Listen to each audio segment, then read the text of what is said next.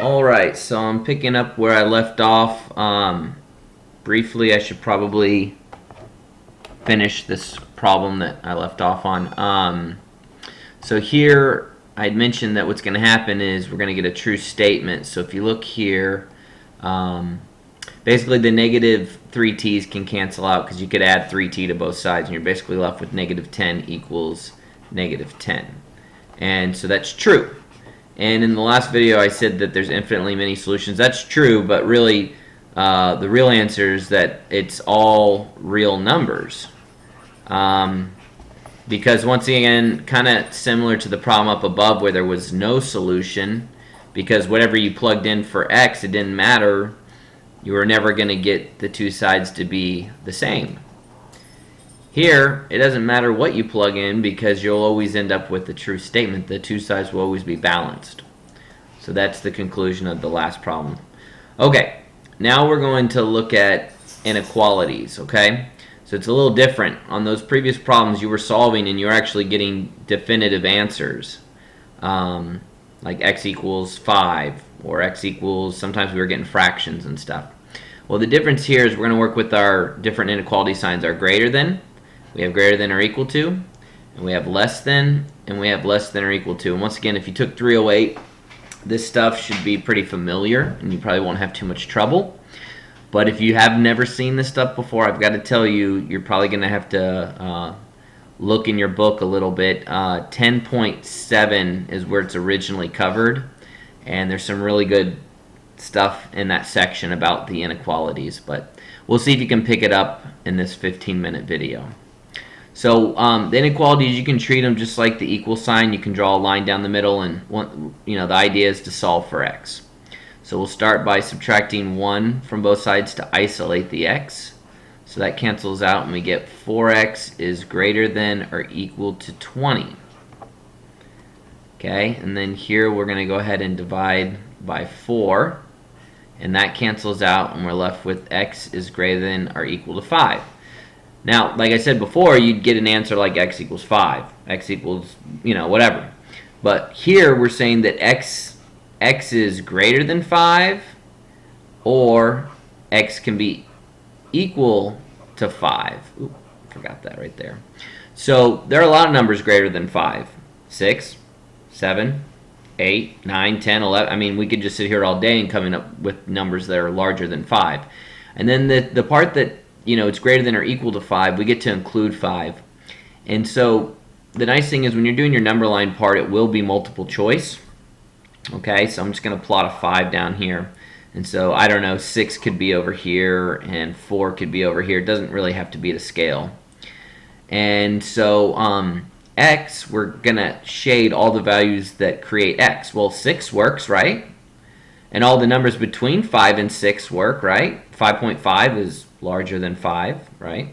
Now, what's going to be key here is that we get to include 5. So the symbol we use for that is a bracket. Okay, and once again, this will be multiple choice, so it'll already be in there for you in your multiple choice options. And then, it doesn't just stop at 6, it goes to 7, 8, 9, 10. And so we just point an arrow. And where we're pointing an arrow onto is infinity, which means it just keeps growing. So that's another part of these questions, is they're going to ask you for a thing known as interval notation. Okay, so you're not just going to graph them, you're going to give an interval. Usually it's easier to graph it first and then give the interval because it's going to be very similar to the graph, but it's less visual. And so interval notation, the way that works is you list the smallest to largest value that works for that interval, for what value of x will work. Well, what's the smallest value that works? Okay, 5. Because if you go any smaller than 5, the statement would be false, right? Okay, and then how far can you go up? Well, you can go to 1,000, 2,000, 3,000, 4,000, 5 billion. You can just keep going on and on and on. So we use infinity to indicate that this interval starts at 5 and just keeps going and going and going. Now with infinity, you always use parentheses because it's always moving. Okay, that's another notation thing that if you're not familiar with this stuff, you might want to go look at 10.7 in the book. They do a pretty good job of explaining a lot of this stuff. And honestly, it's just definitions. It's just how it is. And then 5 is included as part of the solution set, so we use a bracket.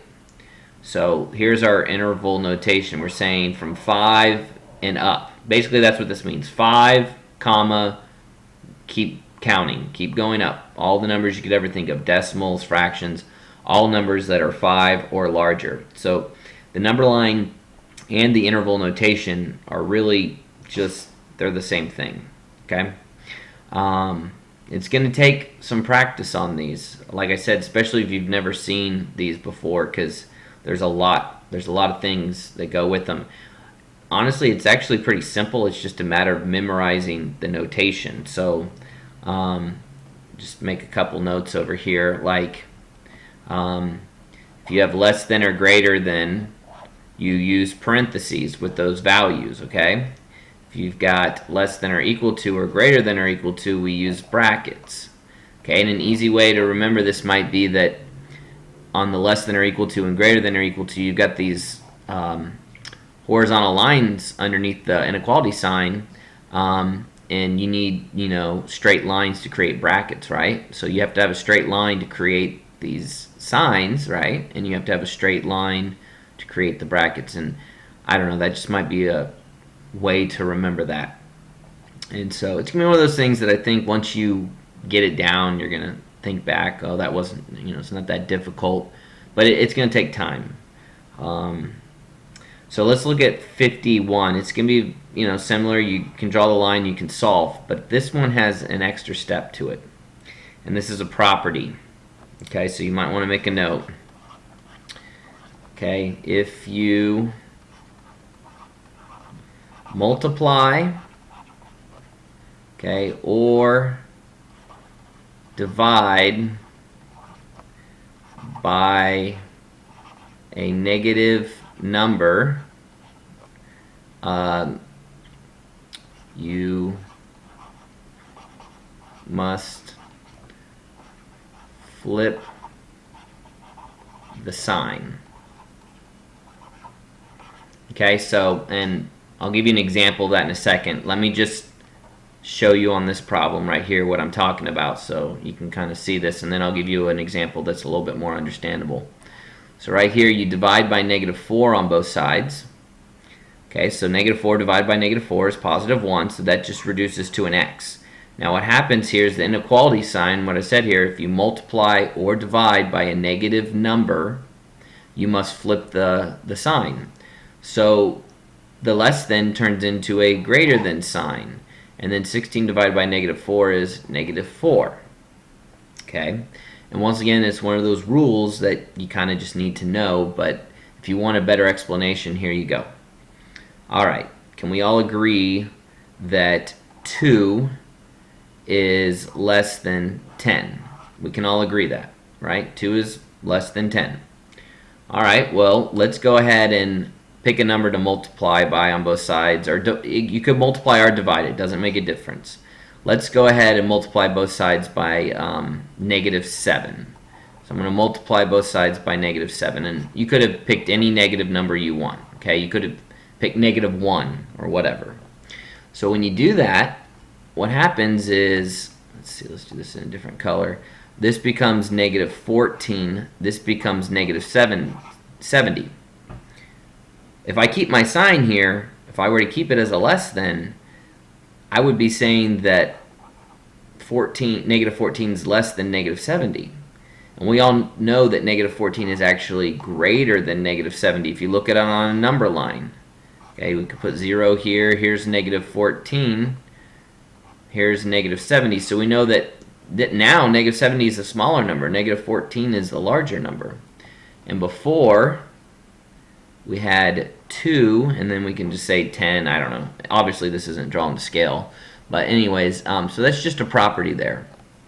Multiply or divide by a negative, flip the inequality sign. And so if you want to, once again, look back at 10.7, and they've got some pretty good stuff in your book about some of those properties, and you can see some of the examples. Okay, so once again, this part is multiple choice on your homework where you graph the line. A lot of times they'll make you answer the interval notation first. but I suggest you make a little rough sketch of the graph first, because it'll make it easier when you do your interval notation, because you kind of have a picture of what's going on. So what is going on? This time, x is all the values that you could ever think of that are larger than -4. Well, numbers get larger as we move to the right. Okay, so you know, I'm just going to put 0 over here. Okay, I could put it wherever I want. I could put it right next to the -4, because I could do my scale however I want. And so I need to shade x. Where is x? Well, x could be 0, because 0 is greater than -4. It's also greater than -1, -2, and -3. All those numbers are good because they're all larger than -4. So I'm going to shade that direction. And once again, I'm kind of shading off towards infinity. Sometimes it's good to put that sign there to help you out with your interval notation in a minute. But this time, -4 doesn't work. Like if I were to actually, you know, I can count down to -4, but I can't include -4. So that's where these signs come in that I listed up here. Okay, so whenever I use the greater than symbol, and I'm not including -4, we have to use a parentheses, best I can do, right there, there we go, a parentheses to indicate that we're including all the values as we get really close to -4, but the parentheses is going to say you can get as close as you want, but you can't touch, basically. You can approach it. You could get to -3.9999, you know, as many nines as you want, but you can't get to actually -4, because it would make it a false statement. Okay, because -4 is not greater than -4. That's false. So that's where that kind of comes in. So that symbol's indicating, you know, it's basically synonymous with the greater than and less than symbol, the parentheses. Okay.